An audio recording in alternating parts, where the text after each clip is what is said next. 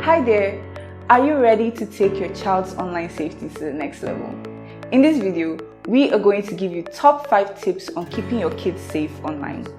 From setting clear rules and boundaries to using parental control and teaching your kids about online privacy, we've got you covered. These tips are essential for every parent, grandparent, or guardian who wants to protect their kids from the potential dangers of the internet. So let's face it, while the internet can be a great tool, if children aren't monitored and guided, it can also be very dangerous for them. And with the increasing amount of time children tend to spend on social media and online these days, it is important to ensure that they are protected from the potential dangers. So here are some detailed tips on how to keep your kids safe while they are online. Now get ready to take some notes and let's dive into it. So tip number 1. Set parental control on all internet-enabled devices used by your children. Parental control are a set of tools and features that enable you as a parent to restrict your children's access to specific websites, apps, and games on their own devices. With these tools and apps, you can ensure that your children only have access to age-appropriate content.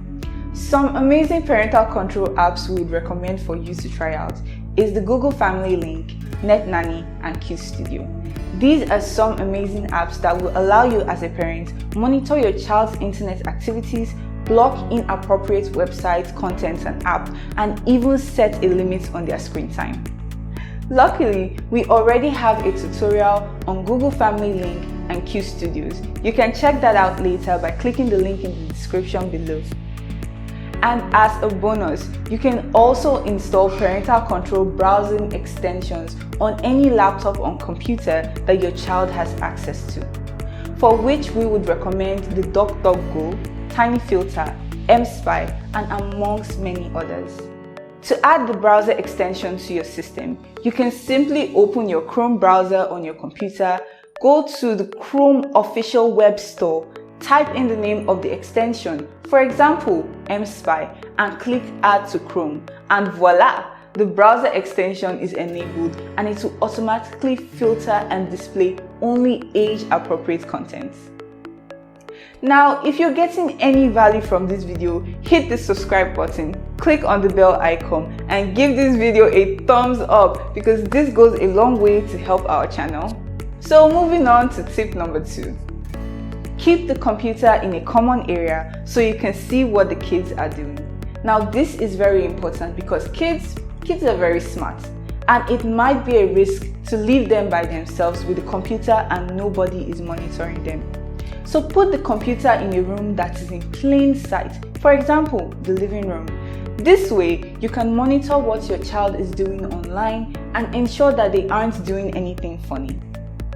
Also, this will help you see who they are talking to online, and if you notice any sign of cyberbullying, you can easily help stop it immediately. But if the computer is kept in a private room, for example, their bedroom, it is way harder to see what your kids are doing online and to ensure their security. This means they might be at risk of getting exposed to the wrong stuff, getting bullied, or even worse, they might fall into the hands of internet fraudsters. And if the computer is not in an open area, it is also harder to control how much time your kids actually spend on the computer and the internet as well, which could lead to a very serious problem like addiction. Tip number 3. Set clear internet rules and consequences for breaking them.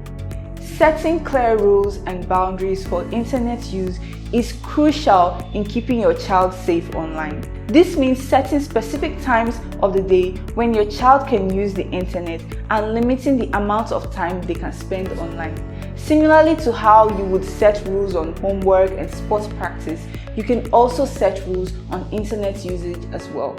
For instance, you could set a rule that your child can only use the internet for 30 minutes after they finish their homework, or that they can only use the internet on the weekends from 2 to 5 p.m. And it's not just about setting the rules. You have to stick to these rules and enforce them consistently. Essentially, it is important to have open and honest conversations with your child about the dangers of the internet, such as cyberbullying, online predators, and sharing of personal information. For instance, you can explain to your child that just like how it is not safe to talk to strangers in person, it is also not safe to talk to strangers online. You can also use real-life examples of people who have been harmed by online predators and cyberbullying to emphasize the importance of being safe online. For emphasis, think of internet safety like a lock and a key. You give a child the key to the internet, but you keep the lock so you can monitor and control their access. However, it is important to establish consequences for not following the rules that you set. For example, if your child breaks the rule of only using the internet for 30 minutes after finishing their homework, the consequences could be not having internet for the rest of that day. Please, it is just as important to inform your kids that their internet activities is not secret and that you can actively monitor them and ensure their safety.